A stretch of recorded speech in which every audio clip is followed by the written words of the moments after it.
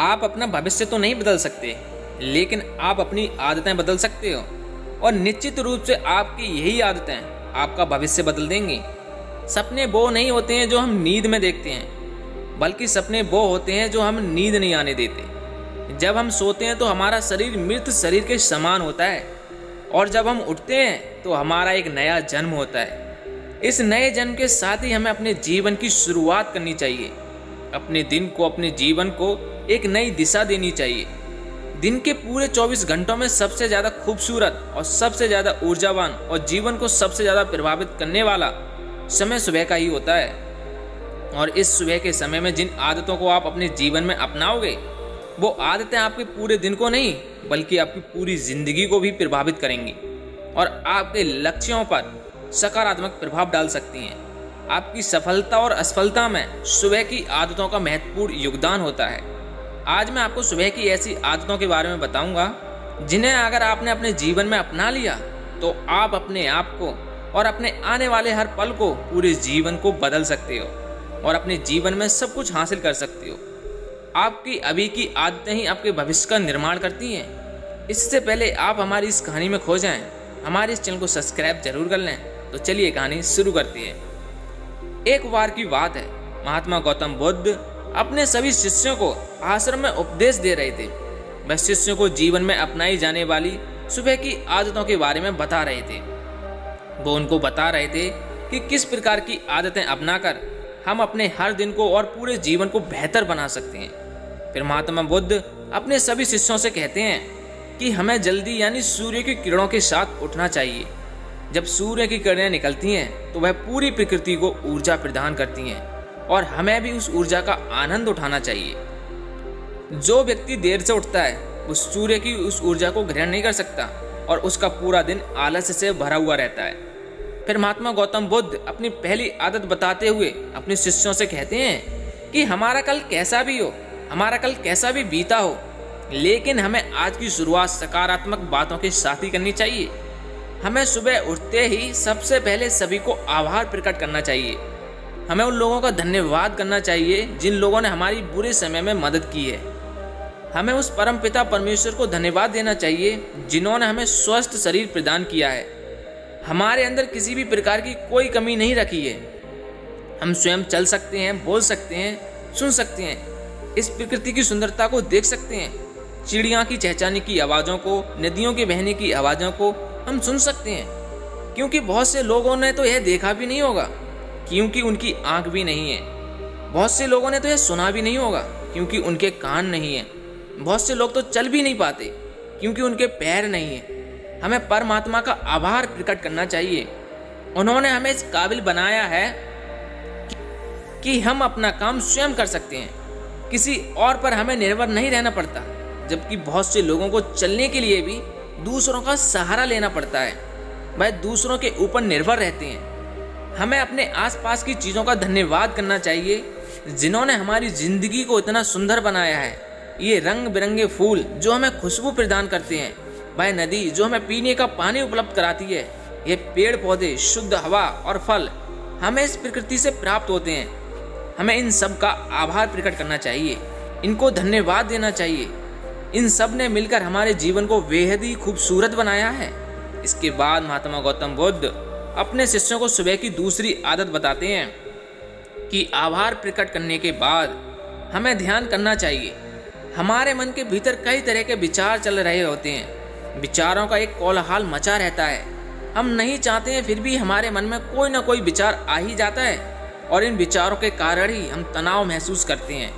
हमें इन विचारों को शांत करना होगा और हम इन विचारों को ध्यान के माध्यम से ही रोक सकते हैं। इसलिए हमें शांत बैठ जाना है और हमें अपनी आती जाती हर सांसों पर ध्यान लगाना है। हमें इस बात का ध्यान रखना है कि हमारी नाक के किस हिस्से से सांस कहाँ से लौटकर आ रही है और शरीर के कौन कौन से अंगों से हमारी सांस टकरा रही है। जब हम अपना पूरा ध्यान अपनी सांसों पर लगाएंगे तो हमारा मन एक जगह केंद्रित हो जाएगा और भटकना बंद कर देगा। और तब हमारा मन एक जगह केंद्रित हो जाता है तो हमारे मन को एक नई ऊर्जा प्रदान होती है और वही ऊर्जा हमारे दिन को उत्साह से भर देती है और एक खुशी प्रदान करती है। ध्यान करने से हमारा दिमाग स्वस्थ हो जाता है, हमारे मन के सारे विचार खत्म हो जाते हैं और दिन में हम जब भी कोई कार्य करने वाले होते हैं तो उसके लिए हमें निर्णय लेने में बड़ी आसानी होती है और हम सही तरीके से स्पष्ट फैसले ले पाते हैं और अपने काम को पूरी लगन के साथ पूरा कर पाते हैं। हमारा पूरा दिन तनाव मुक्त रहता है, जिससे हम अपने अंदर एक अजीब सी खुशी का अनुभव करते हैं और हम पूरे दिन प्रसन्न भी रहते हैं। जो भी हमारे फालतू के विचार हैं वो ध्यान करने से दूर हो जाते हैं। इसके बाद महात्मा गौतम बुद्ध अपने सभी शिष्यों को तीसरी आदत बताते हैं कि आभार प्रकट करने के बाद और ध्यान करने के बाद तुम्हें व्यायाम करना चाहिए। हमारे शरीर के लिए जितना जरूरी भोजन और पानी है उतना ही जरूरी है व्यायाम भी करना। व्यायाम करने से हमारा शरीर स्वस्थ व तंदुरुस्त रहता है और हमारा मन प्रसन्न रहता है। व्यायाम करने से हमारे शरीर के सभी अंग सुचारू रूप से कार्य करते हैं और हमें ऊर्जा प्रदान करते हैं, कार्य को करने की शक्ति प्रदान करते हैं, जिससे हम अपने हर कार्य को आसानी से पूरा कर पाते हैं और हमें थकान का अनुभव भी नहीं होता है, जिससे हम बिना थके हुए कार्यों को पूरा कर पाते हैं। व्यायाम करने से हमारा शरीर स्वस्थ व निरोगी होता है। हमें किसी भी प्रकार का कोई भी रोग नहीं होता। हमारे पास चाहे कितनी भी धन दौलत या सुख सुविधाएं हों, अगर हमारा शरीर स्वस्थ नहीं होगा तो हम किसी भी सुख सुविधा का आनंद नहीं ले पाएंगे। अगर हमारा शरीर किसी भी रोग से ग्रस्त हो जाए तो फिर उसे यह दौलत भी ठीक नहीं कर पाती। स्वस्थ शरीर सुखी जीवन की निशानी है। जितना हम अपने शरीर को कष्ट देंगे उतना ही हमारा शरीर हमें सुख प्रदान करेगा और जितना ही हम अपने शरीर को आराम देंगे उतना ही हमारा शरीर हमें कष्ट प्रदान करेगा। इसलिए हमें नियमित रूप से काम करना जरूरी है। व्यायाम करने से हम पूरे दिन प्रसन्न रहते हैं और अपने सभी कार्यों को आसानी से कर पाते हैं। व्यायाम करने से हमें दीर्घायु प्राप्त होती है और हम लंबे समय तक युवक नजर आते हैं। जो लोग व्यायाम नहीं करते हैं वो लोग समय से पहले ही वृद्ध नजर आने लगते हैं। इसके बाद गौतम बुद्ध अपने सभी शिष्यों को सुबह की चौथी आदत बताते हैं कि आभार व्यक्त करने के बाद, ध्यान करने के बाद, व्यायाम करने के बाद तुम्हें एक कागज और कलम उठानी है और उस कागज और कलम से अपने पूरे दिन की दिनचर्या लिखनी है। जो आप उस दिन करोगे उन सभी कार्यों का समय निर्धारित करें, जिससे आप एक निश्चित समय में अपने सभी कार्यों को पूर्ण कर पाएंगे और आपका कोई भी कार्य नहीं छूटेगा। और एक बात का और ध्यान रखें, आप अपने कार्यों में एक ऐसा कार्य लिखें जिसमें तुम किसी भी व्यक्ति या पशु की निस्वार्थ भावना से मदद करो। जैसे कि किसी गरीब को भोजन खिला दिया, किसी पशु को घास डाल दी या फिर पानी पिला दिया। ऐसे करने से शांति प्राप्त होती है और जब तुम्हारा पूरा दिन खत्म हो जाएगा तो तुम्हें एक अलग ही खुशी का अनुभव होगा।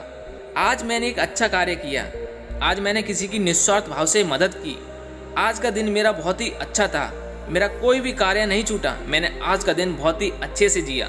फिर महात्मा गौतम बुद्ध अपने सभी शिष्यों को सुबह की 5वीं आदत बताते हैं और कहते हैं कि आभार व्यक्त करने के बाद, ध्यान करने के बाद, व्यायाम करने के बाद, अपने विचारों को कागज पर लिखने के बाद तुम्हें कोई प्रेरणादायक ग्रंथ पढ़ना चाहिए।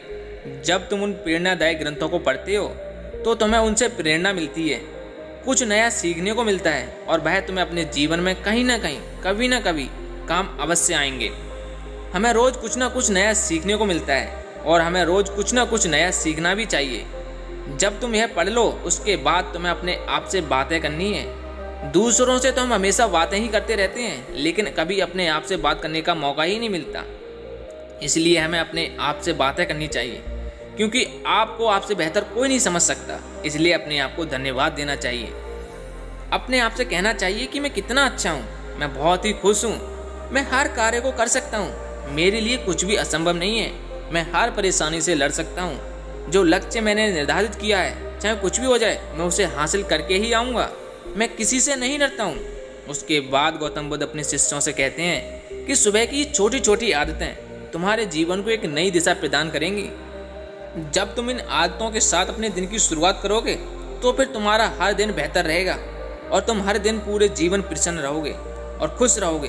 दोस्तों, ये छोटी छोटी दिखने वाली 5 आदतें हमारे जीवन पर सकारात्मक प्रभाव डाल सकती हैं। इनको अपनाकर हम अपने हर दिन को सुखमय बना सकते हैं और अपने लक्ष्य को प्राप्त कर सकते हैं। तो दोस्तों, कैसी लगी ये कहानी? कमेंट सेक्शन में हमें जरूर बताएं। अगर कहानी अच्छी लगी तो वीडियो को शेयर और चैनल को सब्सक्राइब जरूर कर लें। तब तक के लिए अपने लक्ष्य की ओर सकारात्मक सोच के साथ बढ़ते रहें और अपना और अपनी फैमिली का ख्याल रखें। जय हिंद सर।